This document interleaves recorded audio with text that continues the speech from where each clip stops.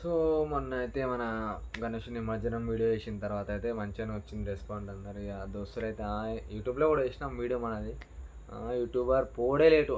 YouTuber వచ్చిండు. YouTuber అంటుండు. మస్తు హ్యాపీ అనిపించింది.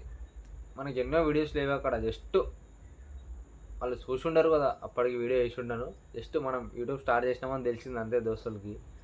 యూట్యూబర్ అంటుండు. చాలా ఖుషి అయిపోయింది దిల్. ఇగ అట్లనే సపోర్ట్ చేస్తుంటే కొంచెం మంచిగా అనిపిస్తది ఇంకా గూడా దోస్తులందరూ గూడా. సో, చేస్తారని అనుకుంటున్నా. సో, చేస్తూ ఉంటే ఇంకా మనం గూడా మంచిగా చేద్దాం బాయ్. ఇన్ని రోజులు వేరేటోడు చేస్తుంటే చూసి, అబ్బా! మస్తు చేసిండ్రా వాడు ఇట్లా చేయాలిరా అనుకుంటుండే. ఇప్పుడు నీ దోస్తుగాడే చేస్తుండు బాయ్. నువ్వు పెట్టు. వేరేటోనివే లైకులు కొట్టుడు, వేరేటోనివి స్టోరీలు పెట్టడం ఎందుకు? నీ దోస్తుగాడే చేస్తుండు. ఇప్పుడు పెట్టు, నీ దోస్తుగానిదే పెట్టు బాయ్ నువ్వు. అది గర్వంగా పెట్టుకో బాయ్. నీ దోస్తుగాడే యూట్యూబర్ అని ఇట్లా.